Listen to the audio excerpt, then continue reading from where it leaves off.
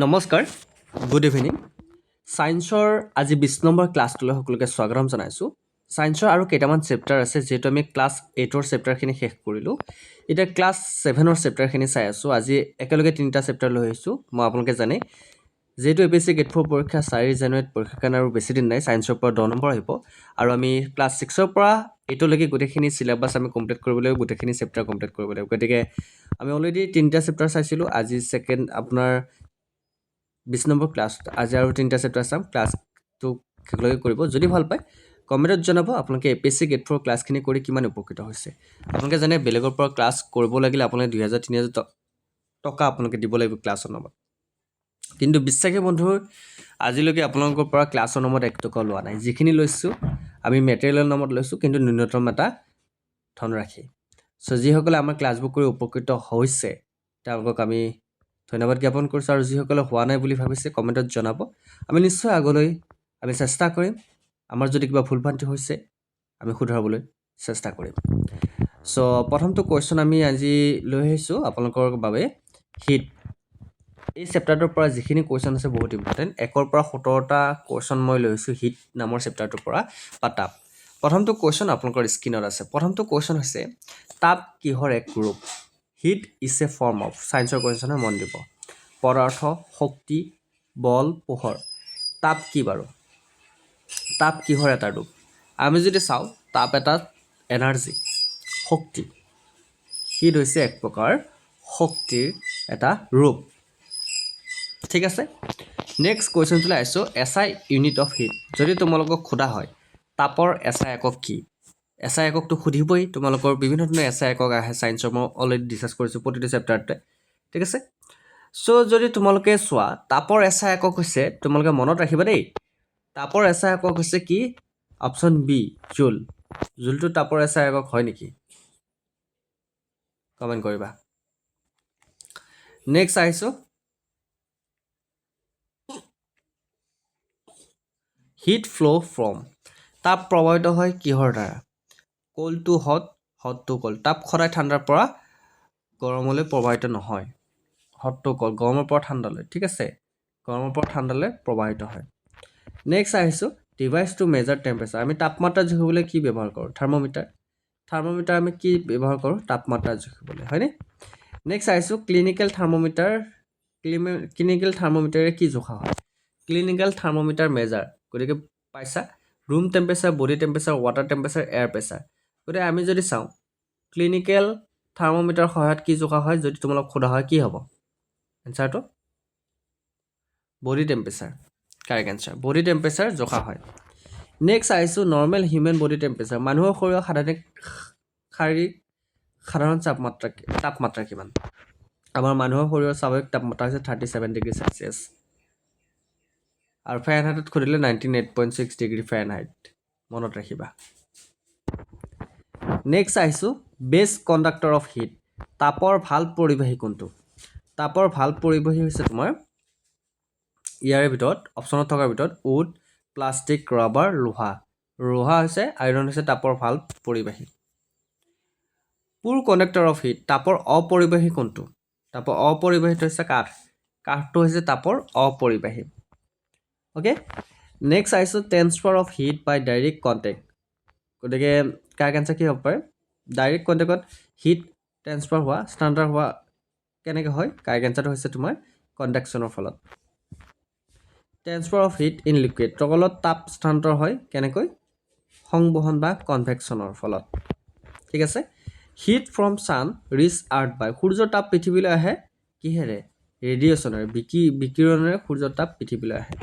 চ' আপোনালোকে ছায়েন্সৰ আজি 20 নম্বৰ ক্লাছটো চাই আছে। আপোনালোকে যদি অকল APSC গেট 4 কাৰণে ছায়েন্সৰখিনি ল'ব বিচাৰিছে, তেনেহ'লে 149 আপোনালোকে পে'মেণ্ট কৰিব পাৰিব, ছায়েন্সৰ PDFখিনি ল'ব পাৰিব। আৰু যদি APSC গেট 4 কাৰণে গোটেই কোৰ্চটো লাগে, তেনেহ'লে 199 আপোনালোকে পে'মেণ্ট কৰি science, history, polity, GK, general studies গোটেইখিনি লাভ কৰিব।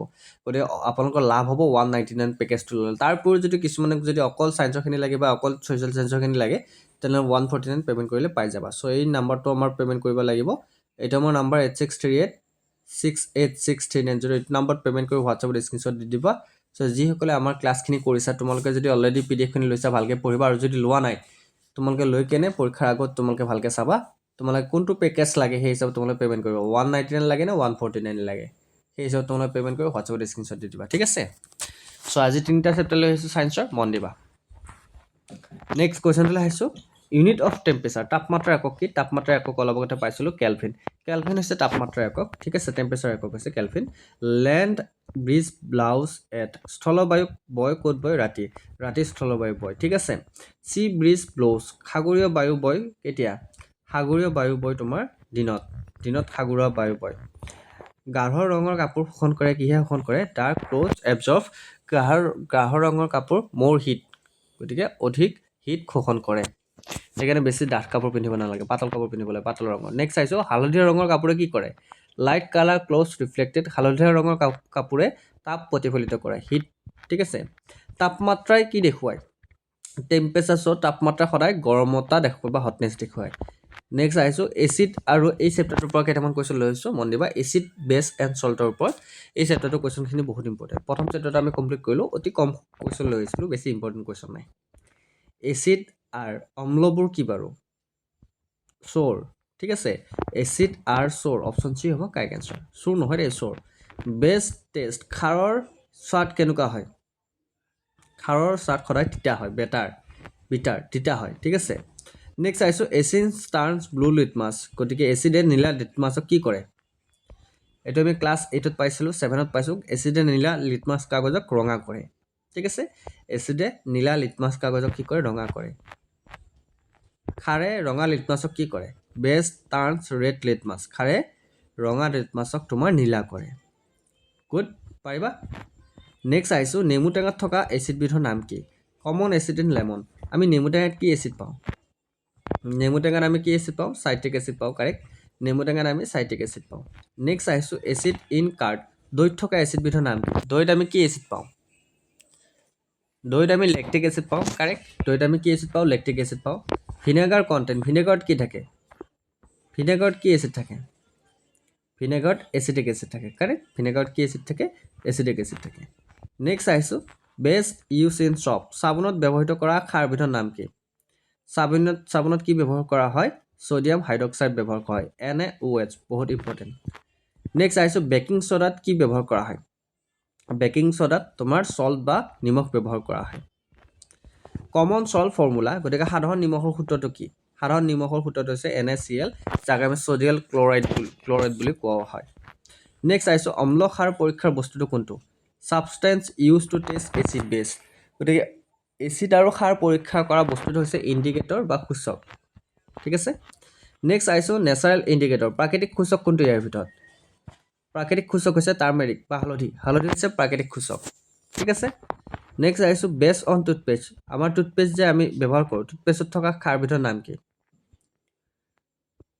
সেইটো হৈছে তোমাৰ ছ'ডিয়াম বায়'কাৰ্বনেট আমি টুথপেষ্টত পাওঁ ছ'ডিয়াম বায়'কাৰ্বনেটক আমি NaSCO3 হিচাপে লিখিব পাৰোঁ নেক্সট আহিছোঁ এচিড ৰেইন কণ্টেইন অম্ল বৃষ্টি বা এচিড বৰষুণত কি থাকে কুৱেশ্যনবোৰ কেনেকুৱা লাগিছে এচিড বৰষুণত কি থাকে তোমাৰ HNO3 and H2SO4 থাকে অ'কে নেক্সট আহিছোঁ শক্তিশালী এচিডত কি পোৱা যায় strong acid is a hydrochloric acid ঠিক আছে অপশ্যন চি হ'ব কাৰেক্ট এনচাৰ নেক্সট আহিছোঁ লাইম ৱাটাৰ বা চূণৰ পানীত কি থাকে চূণৰ পানীত খাৰ থাকে অপশ্যন বি হ'ব কাৰেক্ট এনচাৰ নেক্সট আহিছোঁ নেচাৰেল ছাবষ্টেঞ্চ বা নিৰপেক্ষ পদাৰ্থ কোনটো নিৰপেক্ষ পদাৰ্থ বুলি ক'লে পানীটো হৈছে নিৰপেক্ষ পদাৰ্থ এই দ্বিতীয় চেপ্টাৰটোৰ পৰা আমি কুৱেশ্যনখিনি শেষ কৰিলোঁ এচিডৰ নেক্সট চেপ্টাৰটো আছে ফিজিকেল আৰু কেমিকেল চেঞ্জ ভৌতিক আৰু ৰাসায়নিক পৰিৱৰ্তন 35ৰ পৰা 50 নম্বৰলৈ আমি চাম 15টা কুৱেশ্যন মন দিবা প্ৰথমটো কুৱেশ্যন হৈছে মেল্টিং অফ আইচ ইজ বৰফ গলোৱা হৈছে ক'ত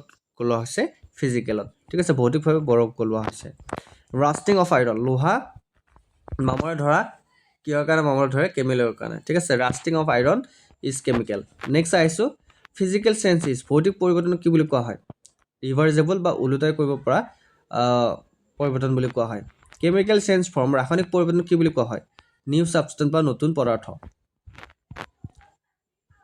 বাৰ্ণিং অফ পেপাৰ কাগজ জ্বলোৱা কি বুলি কোৱা হয় তোমাৰ কাগজ জ্বলোৱা হৈছে তোমাৰ এক প্ৰকাৰ chemical okay cutting of paper কাগজ কটা কি বুলি কোৱা হয় কাগজ কটাক তোমাৰ ফিজিকেল বুলি কোৱা হয় যিহেতু আমি কাগজ হাতেৰে কাটোঁ ডাইজেশ্যন অফ ফুড খাদ্য হজম কৰা প্ৰক্ৰিয়াটো কি বুলি কোৱা হয় কেমিকেল বুলি কোৱা হয় ৰাসায়নিক বুলি কোৱা হয় পানী বৰফ হোৱা প্ৰক্ৰিয়াটো কি বুলি কোৱা হয় তোমাৰ ফিজিকেল বুলি কোৱা হয় সালোক সংশ্লেষণ কেমিকেলৰ দ্বাৰা হয় নেক্সট আহিছোঁ মাত্ৰ আকাৰ সলনি কৰা তোমাক ইয়াক কি বুলি কোৱা হয় তোমাৰ ফিজিকেলত পৰে মিল্ক টাৰ্নিক কাট গতিকে গাখীৰ যে দৈলৈ পৰিৱৰ্তন হয় ইয়াক কিহত পৰে কেমিকেলত পৰে ঠিক আছে ইভপৰেশ্যন অফ ৱাটাৰ পানী বাষ্পীভৱন হোৱা প্ৰক্ৰিয়াটো কি বুলি কোৱা হয় এইটো তোমাৰ ফিজিকেল হয় নেক্সট আহিছোঁ ৰাসায়নিক পৰিৱৰ্তনক কি বুলি কোৱা হয় ইৰিভাৰ্চিবল বা ওলোটাই নকৰা বুলি কোৱা হয় new substance not format on নতুন পদাৰ্থ নোহোৱা পৰিৱৰ্তনক কি বুলি কোৱা হয় ফিজিকেল বুলি কোৱা হয় কাৰেক্ট নেক্সট আহিছোঁ এক্সপ্ল'ৰেশ্যন বা বিস্ফোৰণ হৈছে এক প্ৰকাৰ কি কেমিকেল অ'কে নেক্সট আহিছোঁ ৰাবাৰ বেণ্ড টানি ধৰাকৈ ইয়াক কি বুলি কোৱা হয় তোমাৰ অপশ্যন বি হ'ব কাৰেক্ট এনচাৰ ফিজিকেল বুলি কোৱা হয় আৰু এইকেইটা আছিল আজি 20 নম্বৰ ক্লাছটোত ইম্পৰ্টেণ্ট কুৱেশ্যন তিনিটা চেপ্টাৰৰ আমি বেছি কুৱেশ্যন নাই ইম্পৰ্টেণ্টখিনি লৈ আহিছোঁ আমি অযথা এনেই যধামতে কুৱেশ্যন দি আপোনালোকৰ টাইম লছ কৰা নাই গতিকে যিখিনি কুৱেশ্যন আমি ডিছকাছ কৰিছোঁ অলৰেডি আমাৰ 123টা ক্লাছ হ'ল চ' ক্লাছখিনি কৰি যদি আপোনালোকে APSC Gate 4 ভাল পাইছে যদি যিসকলে ক্লাছখিনি কৰিব সময় পোৱা নাই চ' আপোনালোকে আমাৰ PDFখিনি ল'ব পাৰিব আমাৰ PDFখিনি প্ৰাইচ গোটেইখিনি 199 আৰু যদি অকল ছায়েন্স বা ছ'চিয়েল ছায়েন্সৰখিনি লাগে তেনেহ'লে আপোনালোকে 149 পে'মেণ্ট কৰিলে পাই যাব এইটো আমাৰ অফিচিয়েল নাম্বাৰ হয় গুগল পে' ফোনপে' নম্বৰ যদি PDFখিনি এতিয়াও লোৱা নাই সময় আছে লৈ লওক ভালকৈ পঢ়ক গতিকে দেৰি নকৰিব চ' আজিলৈ মানে উন্নতি ক্লাছত আপোনালোকৰ প্ৰতিশ্ৰুতি জয় হিন্দ জয় অসম